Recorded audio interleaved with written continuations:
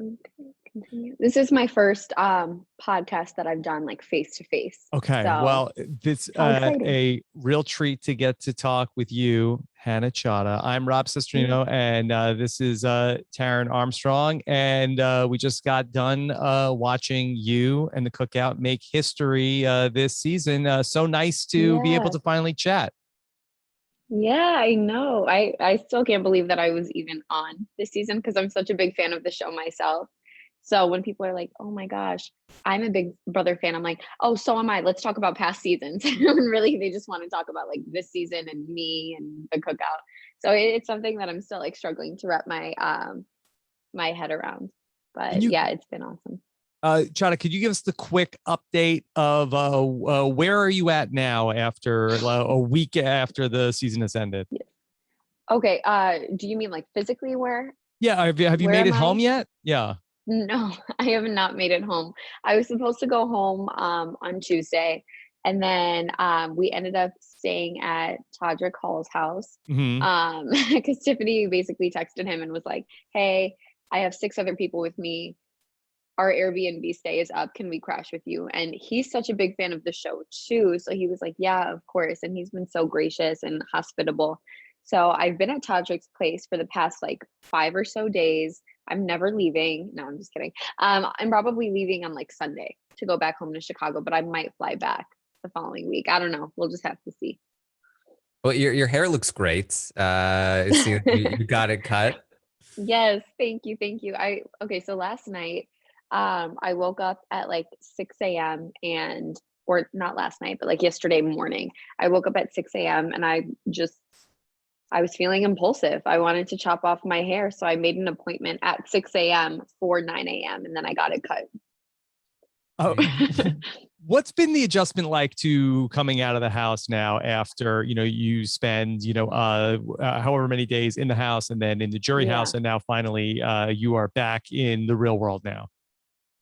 I feel very out of the loop in terms of like current events, the news, pop Hmm. culture. Even with COVID, I'm like, what's the deal with COVID? Just because COVID wasn't Yeah. part of our reality in the house. Hmm. Yeah. So it's weird like coming out of the house and seeing people wearing masks again. And I don't know, I just feel very like removed from society even Yeah. still. Okay. Well, Hannah, consider yourself lucky because we could update you on everything that's going on, but we don't want to Okay. bum you out. Are things that bad? No, it's not great. They've gotten worse. This isn't that Haven't kind of they? podcast. Okay. Yeah. Okay, okay. Yeah. What is there anything you've learned coming out of the house that you've been like surprised by? Okay, so apparently Zendaya and Tom Holland are dating. Oh yeah. That's That's all yeah, that Taryn and I have been talking about. Yeah. wait, really? Or no? We're, You We're we're, too guys we're are busy bad. with We're Big oh, bad. okay. Brother. We don't have Yeah. time Okay, for true, true, real true. We've stuff. also been in a bubble. Yeah. Yeah. Well, it's because Zendaya and Tom Holland, they did like the first two Spider-Man movies Sure. together, and they were always like, "Oh, we're just best friends. We're just best friends." So when I came out of the house and my sister was like, "No, but they're dating," I was like, "Oh my gosh, yeah, There's liars. Hmm. right, right." Yeah. There was something there, so I Uh, was surprised to learn that. Can you tell us a little bit that I had seen the Instagram stories of that everybody was watching the episodes together, watching the first couple of shows. Can you talk a little bit about what that was like? Yes. Okay, so like I said earlier, I'm such a big fan of the show myself that when other people are like, "Oh my God, Big Brother," I just want to talk to them about like previous seasons and not me.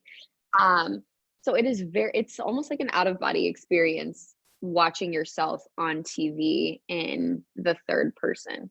It doesn't feel like I'm watching myself. It feels like I'm watching a character. Hmm. Um, and then also because we're on 24/7, like we're filmed while we're sleeping. They have to condense 168 hours of footage Sure. into 3 40-minute episodes. So before we started watching the episodes, we were like, okay, of course, this is what they're going to show. This is what they're going to show. They're not going to show this. They're not going to show that. That's not important. That's not part of like the main storyline. So I was very surprised by what I saw because it seemed okay. So we've gotten through the first like 3 weeks or so. They didn't show Tiffany coming up with the master plan in week 3. Maybe they'll show it in one of the later episodes, Yeah. just not We'll get chronologically. there. Uh, Yes, and then, in, like, week 1, I really expected the narrative to surround, like, DX, Travis, and Kyland, and Frenchie wanting to backdoor one of them, but instead it was focused around, like, Christian and Alyssa, and I don't know, I just feel like they've left out a lot, but they've done their best. Yeah, it's Rob knows because I was on every Yeah. podcast. Like, what are they doing? Like, there's so much Yes. good stuff that they're leaving Yeah. out. Yeah, because you guys are live feeders, right? You guys Yeah. are Mhm. pretty committed Yeah. to the show. Taryn certainly is. Hmm. Yeah, I'm Yeah. Not you, Rob. I'm the loser that watches the live feeds every day. Yeah. But would Yeah. you say that, like, live feeds compared to, the show itself are, like, 2 totally different things? Definitely on this season was particularly bad for the US when it came to accurately representing, I think, what was happening on the show all the time. They've Yeah. done better in the past. They're usually better than Big Brother Canada, but especially in the early weeks, because there was so much going on in those early weeks that I think they were really struggling to fit a cohesive narrative into Yeah. the episodes. And I think the challenge Yeah. was that in the house, you were all playing like 2 or 3 weeks down the road, and the TV show is like very focused on, okay, what's happening this week? You know, what's happening with Yeah. this vote, as opposed to so much of like the planning for, all right, who's out next week? Yeah, Yeah, in week that's 2, true. when Frenchie was he was out the second Kyland won the HOH basically. Yes. Mhm. But they spent all the episodes focused on Frenchie, even though you guys were talking about Brent and Whitney and Yes. everything else. Yeah, I was surprised by that too because I feel like they didn't really explain why the target shifted to Brent. It was kind of just like, okay, so his team's gonna throw the HOH competition, but why? Mhm. Right. So it seemed like it was a personal move, and for me, it was kind of a personal move. I just really Mhm. Brent and I didn't Mhm. gel in the Yeah. house. Yeah, That's no we got secret. that. Yeah, we get Yeah. definitely got Yeah, that. Yeah. that's no secret at all. But also, Brent was kind of catching on to the cookout potentially working together because he was like, I don't understand why Xavier is so eager to want to protect Azza and Big D when I guess no one should have expected the 3 of them to be working together, and that's half the cookout right there. So during my one-on-one with Xavier, I told him that, and that didn't make the show. So that's another reason why I was like, Brent has to go because if anyone's gonna be able to sniff out the cookout, it's him. Like all he did was just kind of like lurk around the house and Read lips. read people's lips. Yeah, Mhm. exactly. So I was like, he's dangerous. He's got to go. Plus, I don't get along with him. So good riddance.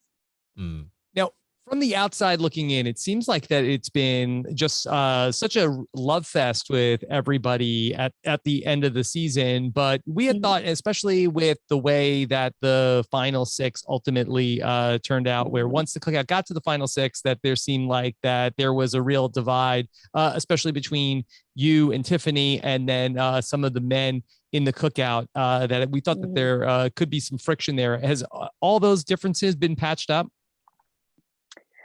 Um, okay, well, I feel like I've made it clear that I've gained 5 older brothers and sisters from the cookout. I feel Mhm. like the 6 of us are bonded for life, and I have love for each and every one of them. In terms of the things that some of them said about Tiffany, myself, and Azza. I haven't really gotten to the bottom of it just because Mhm. everything has been such a whirlwind. It's been very overwhelming. I've been tagged in so many clips. But I do eventually plan on sitting down, watching the season, watching some of the live feed footage, especially when we got down to 6 and in like the couple weeks leading up to that point. And then I let everyone in the cookout know that I do want to have an intimate personal conversation with them so we can not hash it out but address why something might have been problematic and Mhm. why I might have been hurt by some of those comments. I do intend on addressing that with each and every one of them. No one gets off scotch free, not with me. Yes. But it's just kind of a matter of I want to be as educated and informed as possible when going into those conversations because I don't want it to just be like, oh, well, I heard, or like this Mhm. person on Twitter told me this, Mhm. therefore it's true. So that's how I would like to approach those conversations. But trust me, those conversations will be had. I think that's a very good approach that I wish more alumni followed. Because Oh, cute. let me tell you, usually what happens is the fans will immediately try to start fights, and Yeah, you know, the conversations should be had, but it's, I think, good to definitely sort of try to learn as much as you can yeah. before having those conversations. Knowledge is power. So Mhm. yeah, I'd say so.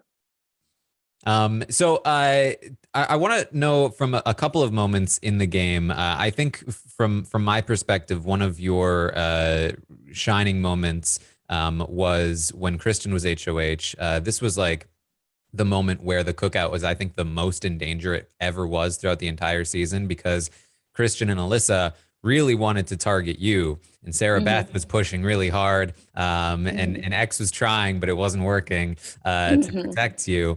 And like right up until the nomination ceremony, you know, the Jokers talked to them, and they're like, "This makes us even more want to target Hannah." And it wasn't until you spoke to both Christian and Alyssa that you managed to convince them you shouldn't be the target. The target should be Whitney instead. And because of that, the cookout didn't need to expose themselves by protecting you or anything else that might have happened that week. Can you just go into that moment a little bit more? Did you realize how vital it was in that moment, and what was your sort of like strategy for it? Yeah, well, thank you for calling that one of my shining moments, because in the house, I was kind of led to believe that it was Xavier, Kyland, and Tiffany who did all They that work, failed. They failed. It and was you. I didn't do anything. So I didn't even realize that people were giving me credit or accolades for that. This is honestly the first time that I'm hearing that. In that moment, I knew that even if I was the target, I would have had the numbers to say between the cookout and DX. But of course, we didn't want to have to show our cards week 4, Mhm. because I would have or even if I hadn't gone home, one of us would have probably gone home pre-jury, and then we wouldn't have had the majority, and then we would have probably flopped.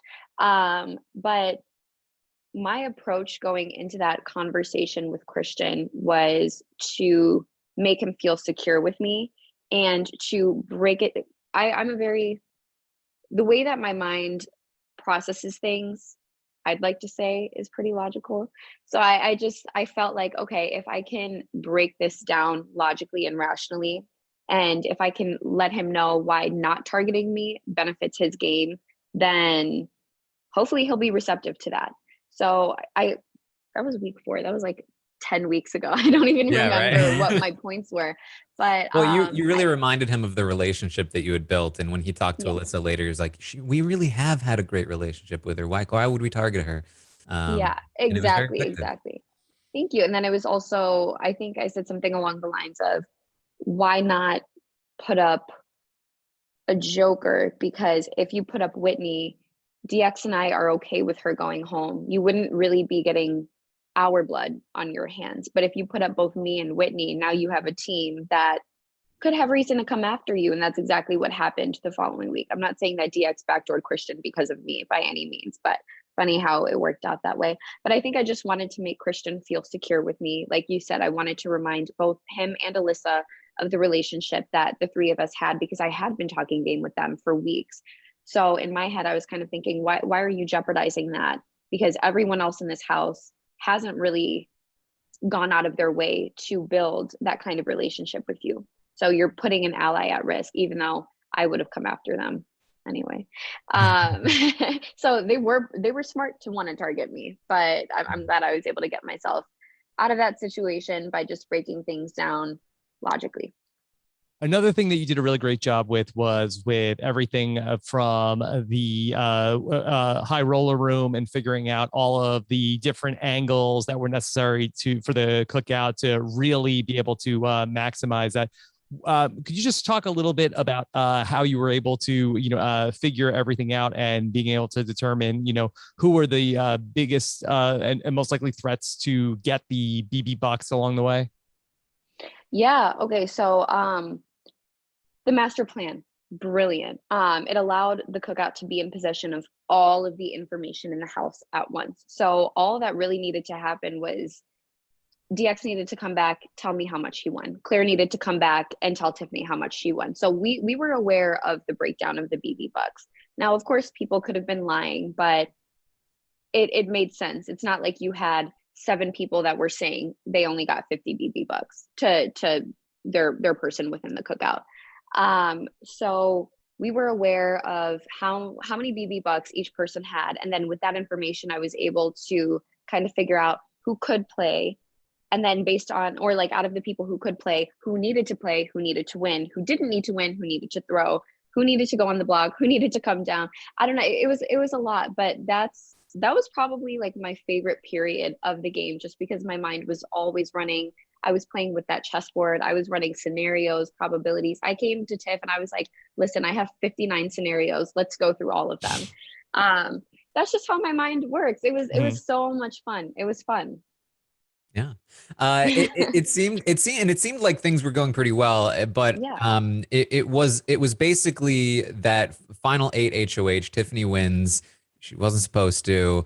And that's really when it seemed like your relationship, particularly with Xavier, kind of went downhill, because he was very upset with Tiffany. And he was kind of like going to everyone that he could to sort of complain about it to, and you were like not quite as receptive to the complaints as, you know, Big D.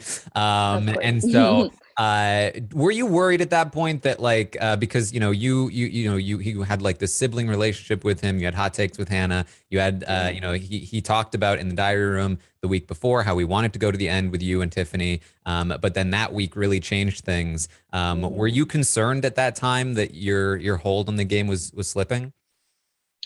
Yes.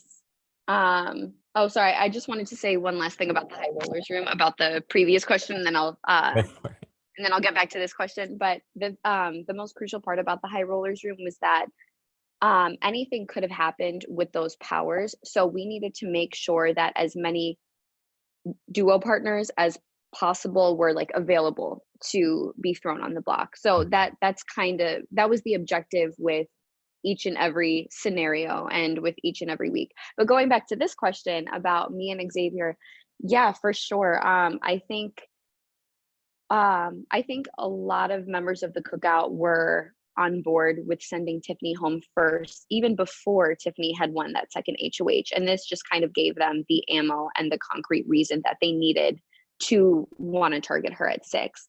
And I knew that, Tiffany knew that, but I still chose to be loyal to Tiffany, because at the end of the day, Tiffany did exactly what she had to do. She sent Claire home. None of us were put in that position where we had to send our person home. Xavier never had to send Alyssa home. I didn't have to send DX home. So I understand why they were thrown off, as in like Xavier and the other members of the cookout, but Tiffany still delivered. So I didn't agree with them holding that over her head, because there were other instances where other members of the cookout acted out of self-interest. It's not like Tiffany did anything different. And I still think that it's unfair that they couldn't extend that same grace to Tiffany that they extended to each other.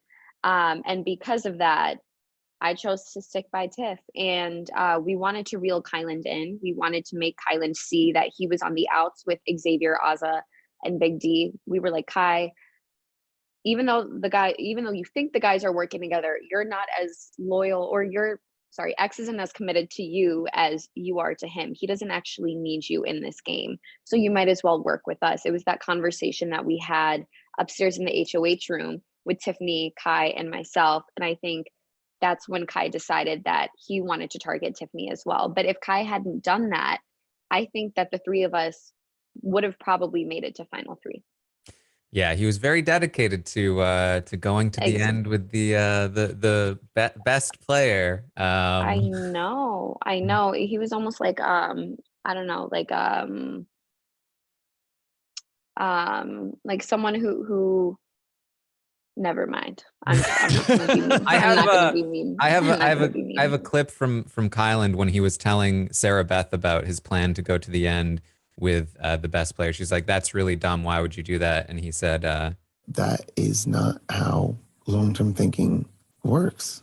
She just doesn't understand long-term thinking, because it's better to go to the end with the best and lose. I think that Kyland genuinely believes that he would have won against Xavier. So I think he thought, I can win against any of these people. So I want the most respectable win. Well, if that that's a makes very sense. good question. Could Kyland have won against Xavier? I don't think so. No, I don't think so. The jury members were not bitter by any means, but I think X just had this presence in the house that drew other people towards him. Everyone felt good with him. Everyone trusted him. Everyone felt safe with him. There wasn't a decision that was made in the cookout that didn't have to be run by Xavier. Not because X was our leader by any means, but because people just genuinely valued his input. So because of the relationships that he had with the jury members, I don't think Kyland would have won, even though Kyland did probably play the most Big Brother game, although this wasn't just a normal Big Brother season. And I think that context is important. And that's why Kyland probably wouldn't have won. But in Kyland's mind, he's thinking, I could probably beat any of these people. So I want the win that's gonna give me the most that's gonna give me the biggest round of applause. But he would have been writing, anyone who took X to final 2 would have just been writing him a $750K check.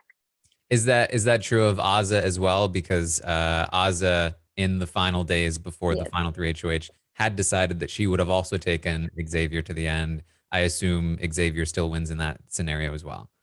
I think Azah wanted Xavier to win, which I was rooting for Azah to be in final 2 just because I really didn't want to see her walk through the door of jury, like into roundtable. And I really didn't want to see her get evicted on finale night, because I wanted her getting me out to have meant something. I didn't want that to be in vain, because it was a bad move. Let's be honest. It was a bad move. I think if Azah had kept me and we sent X home, Azah and I could have made it to final 2, or I could have made it to final 2 with Kai. Or maybe Kai and Big D, but I feel like I would have ended up in final 2 and Azah could have probably ended up in final 2 with me.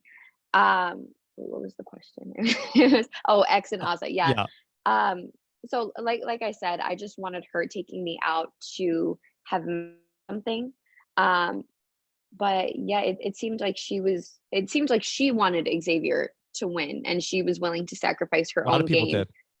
Yeah. To give her or to give him that check. I feel like me and Tiffany were the only ones that were like, we have to get X out at 6. He's too dangerous. He's going to win this whole thing. And that's what got us sent home. So really, people were just playing the game for X. But could you talk a little bit? Oh, go ahead. Sorry, just quickly. Could Kyland have beaten anybody in the final 2?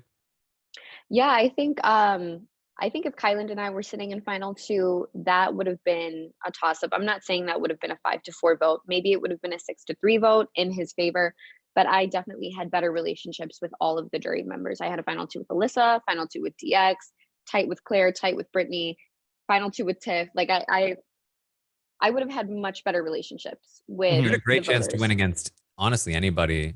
I think you had the toughest chance against Tiffany, but I think you could have beat Xavier too. I mean, based on my read, at least, you might have a better one having been in jury.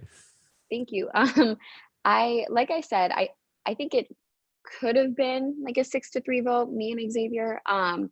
But a lot of it does depend on, because Xavier and I have had pretty comparable relationships with the jury members. Like, people respected him, people liked him, people respected me, people liked me. But I think it would have depended on the first 2 people from the cookout to walk into the jury house. I don't want to say that Tiffany and I had a lot of influence on who was going to win. I think everyone, like the first 5 members of jury, Tiffany and myself, were all like, okay, X is winning this whole thing. Bada bing, bada boom, that's it. But I think if it was X and I in final 2 or Kai and I in final 2, if Tiffany had still come in 6th and I don't know, maybe Kai had come in 5th, maybe they would have swayed the jury members in a particular direction. It's because, I mean, with me and Tiff, that was the first time that the first 5 jury members got to ask us questions about the cookout. Like, we were the ones who really set the tone of that narrative, because we did spend a week and a half with them in jury. So I think it would have really just depended on like who the first 2 members of the cookout were or would have been to walk into jury, if that makes sense. That was a super long-winded answer, but basically I think they would have probably influenced the jury in a specific direction, because I think Tiffany would have been like, okay, you guys thought that Hannah was playing a very passive, low-key game where she didn't know what was going on, but here's what she did because I worked very closely with her. So I think Tiffany would have definitely had my back, and she would have been able to illuminate some of my contributions in the game. But if Tiffany wasn't one of those first 2 jury members to walk into the jury house from the, I'm so sorry, I'm tired. But okay, you guys understand what I'm saying. Like, if Tiffany wasn't one of the first 2 cookout members to walk into jury house, then maybe it would have been a different story. The week that Derek X went out of the house, after he was gone, you talked about how it was so difficult for you, and you seemed like you really felt bad about having to send him out. You were worried what he was going to think of you once you got to see him after the game. Obviously, it seems like you guys are in a great place. Was that a process? Was there any sort of like did that happen right away, or did you have to have like multiple conversations with him? No, DX as well as the other 4 non-cookout jury members have all been so understanding, so forgiving, and so supportive of the cause and the mission. And they've all chosen to understand why we had to make the moves that we made, oftentimes contrary to our own self-interest. So he never gave me a hard time about that. I think I was a lot more worried than I should have been. But it was really just me who was feeling guilty, because you have this person who does want to work with you, who does want to take you to the end. Up till this point, they've run every single thing by you. And the fact that I couldn't give him that in return because of my dedication and loyalty to the cookout, that crushed me. And it wasn't just like, oh, he went home and I was missing him. I knew that I was going to see him in a couple days anyway. But like with chopping block roulette, it was me and Kai who had to convince DX not to play, because I was more so in danger than he was. And it's not even because we needed him to go home that week, but we just needed to have him available as an option, because we weren't sure how the power was going to play out. Right. And that's why he couldn't play. Not because I was like, I need DX to go home. But once DX did find himself on the block, it was almost like, okay, he's going to be a much bigger obstacle for the cookout moving forward than Claire is. And he also has such great relationships with everyone in the cookout. Xavier's really the only person who can take that shot against him. And I don't want that on Xavier's resume in case I do find myself in a final 2 with him. So let him get taken out by someone who's going home next week anyway. That was kind of my rationale. But he and I make jokes about it all the time. And I was like, we're really laughing about this, right? You don't actually hold this against me. And but no bad blood. He's a great friend. What's next for you? What do you mean? Just what's next? What's next for you in life? What are your plans? That is such a good question. I'm still out here in LA, so I don't know if I want to do anything with the show. I'm also a dancer, so I'm taking a dance class tonight. Maybe I'll try to see if I can do something with that. But mainly I just want to go back home and I want to jump back into school. I still have my master's to finish up, and then med school, and then hopefully I can come back as Dr. Chaddha in a few seasons. There you go. Yeah. You're on the right path. Yeah. Thank you. All right. Chaddha, thank you for making so much time for us today. This was so nice to get to catch up with you and talk with you a little bit face to face. So this was wonderful. Anything you want to promote or tell the fans to check out now? Oh dear. I saw that the TikTok is up and running. Yes. Okay. I will be posting more on TikTok. Yeah, I definitely have to do that. I kind of forgot about TikTok, to be honest. Yeah. I'm so bad. When I made that one post, because I only have 2 posts on my Instagram, when I made that one post a couple days after we got out of the house, I was like, Christian, Alyssa, I need help posting, because I don't know how to use social media. So they had to like show me how to make a post on Instagram, and the ones who did that for me. But yeah, follow my TikTok, I guess. I'm now on Cameo. The link is in my Instagram bio. And thanks for watching this season. Okay. Chaddha, thank you again. It's real fun to get to watch you this season. Oh, thank you, Rob. Thanks, Taryn. It was nice to meet you guys. Yeah, nice to meet you. Bye, guys. Bye.